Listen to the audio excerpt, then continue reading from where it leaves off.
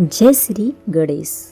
स्वागत है आपका भक्ति ज्ञान उपाय चैनल में। तो दोस्तों, आज हम एक ऐसे विषय पर बात करेंगे जो लाखों लोगों के जीवन को प्रभावित करता है। वो है कर्ज। हर कोई चाहता है कि उसके जीवन में समृद्धि आए, घर में लक्ष्मी का वास हो, पर बहुत बार मेहनत करने के बाद भी पैसा आता है और चला जाता है। कर्ज बढ़ता ही चला जाता है, जैसे कोई अदृश्य शक्ति हमारे धन को खींच रही हो। ऐसा क्यों होता है? क्या इसके पीछे सिर्फ कर्म है या कुछ आध्यात्मिक गलतियां भी हैं? आज हम जानेंगे ऐसी 10 गलतियां जो इंसान को कर्ज के जाल में फंसा देती हैं, और साथ में उनके उपाय भी। सबसे पहली गलती, और बहुत बड़ी गलती जो कि इंसान करता है, माता पिता का अपमान। शास्त्रों में स्पष्ट कहा गया है, जहाँ माता पिता की सेवा नहीं होती वहाँ लक्ष्मी कभी नहीं ठहरती। जो लोग अपने माता पिता का अनादर करते हैं, उनके घर में धन टिकता नहीं। ऐसे घरों में शांति नहीं रहती और खर्चे बढ़ते जाते हैं। आइए मैं एक छोटी सी आपको कहानी सुनाती हूँ। एक व्यापारी अपने माता पिता को वृद्धाश्रम भेज देता है। कुछ महीनों में उसका व्यापार गिर जाता है और वह कर्ज में डूब जाता है।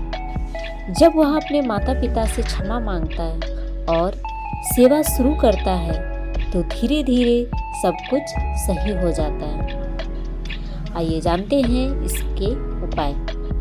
हर दिन माता पिता के चरण स्पर्श करें। अगर वे नहीं हैं तो उनके चित्र के सामने दीप जलाएं। ये था माता पिता के अपमान का जो गलती आप करते हैं, इसके उपाय। तो अब हम जानते हैं दूसरी गलती, रविवार या अमावस्या के दिन उधार लेना।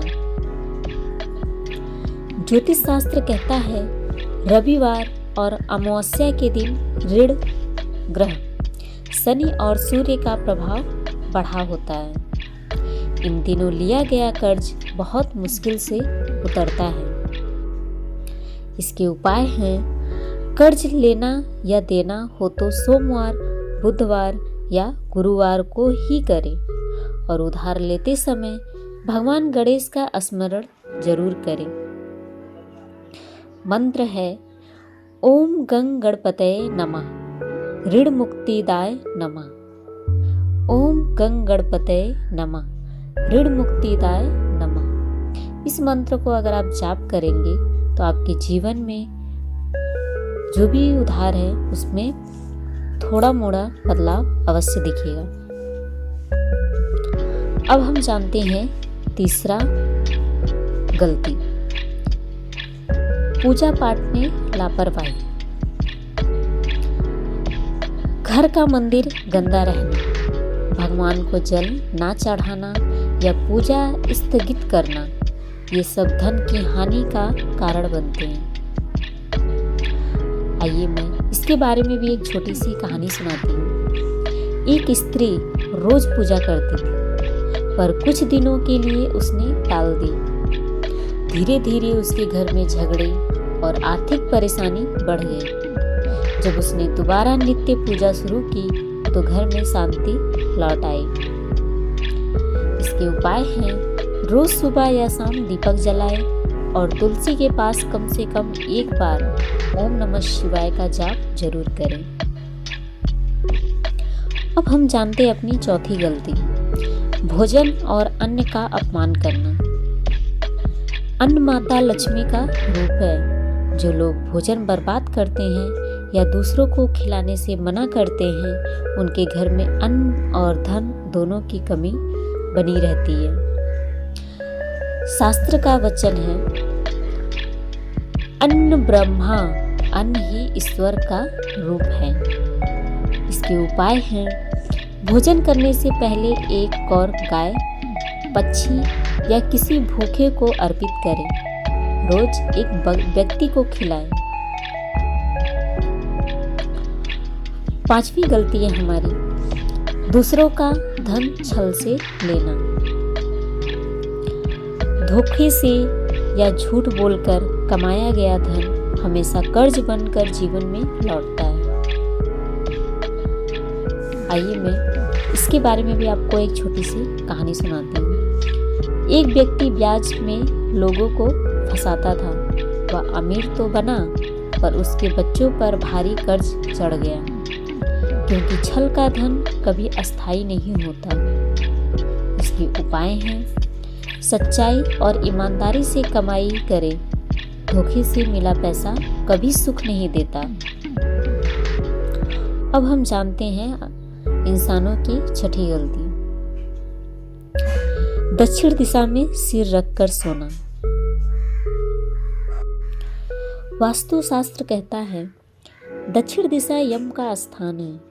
इस दिशा में सिर रखकर सोने से शनि ग्रह का प्रभाव बढ़ता है और कर्ज जैसी समस्याएं जन्म लेती हैं।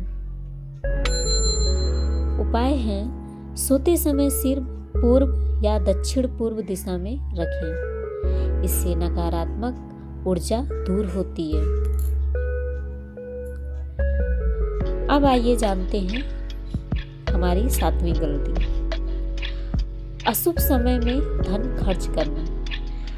कई बार हम गलत दिन पर बड़ी खरीदारी कर लेते हैं, जैसे अमावस्या, मंगलवार या शनिवार की रात।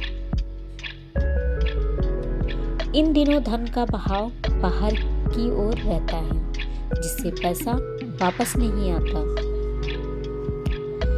उपाय है, नई चीजें खरीदने या निवेश करने से पहले शुभ मुहूर्त देखें। शुक्रवार या गुरुवार को नई शुरुआत करना अच्छा होता है।